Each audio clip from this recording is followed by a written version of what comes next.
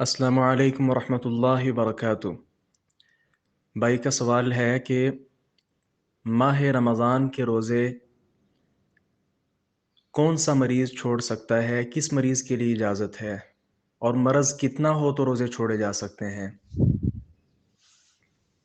وعلیکم السلام ورحمۃ اللہ وبرکاتہ۔ قرآن کریم میں اللہ تبارک و تعالی نے صرف یہی فرمایا ہے فَمَنْ كَانَ مِنْكُمْ مَرِيضًا أَوْ عَلَى سَفَرٍ فَعِدَّةٌ مِّنْ أَيَّامٍ أُخَرَ، پھر جو تم میں سے کوئی بیمار ہو یا سفر میں ہو تو وہ بعد والے دنوں میں روزوں کی قضائی دے گا۔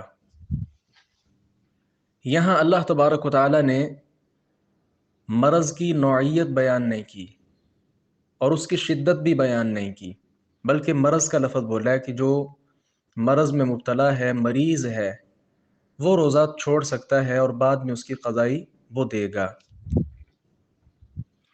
نہ ہی کسی حدیث میں اس بات کی ہمیں وضاحت ملی ہے جس میں اس بات کی وضاحت ہو کہ مرض اتنی شدت کا ہو، فلاں مرض ہو تو پھر روزہ چھوڑا جا سکتا ہے۔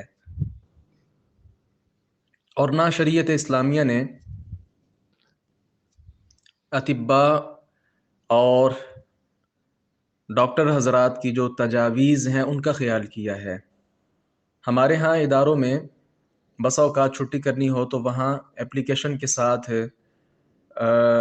ڈاکٹر کے جو کمنٹس ہیں وہ ہمیں ان کو دینا ہوتے ہیں، جس پہ لکھا ہوتا ہے کہ یہ مریض واقعی مریض ہے اور واقعی بیمار ہے۔ لیکن دین اسلام میں ایسا نہیں ہے۔ دین اسلام نے بہت سی چیزوں پر انسان کو اللہ تعالیٰ کا خوف، تقوی، ڈر، خشیت، یہ چیزیں سکھائی ہیں۔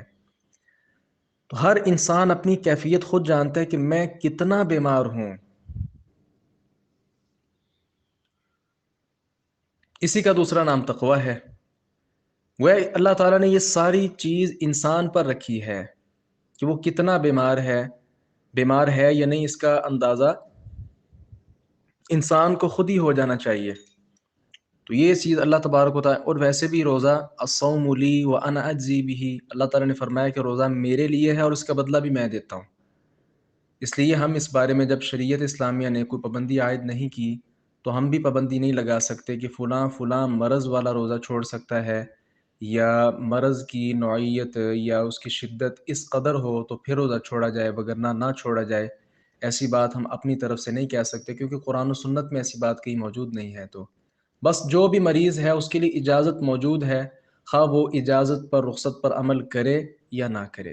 اسی طرح جو آدمی مسافر ہے اس کے لیے بھی رخصت ہے، خواہ وہ سفر ہوائی جہاز کے ذریعے کیا جائے، وہ ٹرین کے ذریعے ہو، وہ بائک کے ذریعے ہو، وہ گاڑی کے ذریعے ہو، وہ اچھی سے اچھی سہولت والی ٹرانسپورٹ کے ذریعے ہو جس میں آدمی کو پیاس نہ لگتی ہو، آدمی کو بھوک نہ لگتی ہو، آدمی ہر طرح سے سکون اور اطمینان کے اندر ہو، پھر بھی وہ سفر کے اندر ہی ہے۔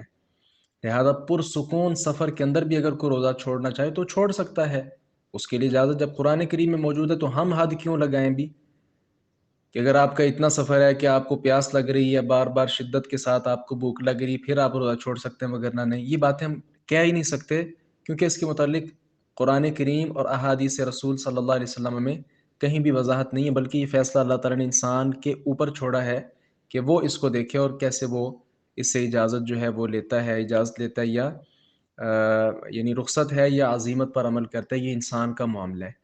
السلام علیکم ورحمۃ اللہ وبرکاتہ۔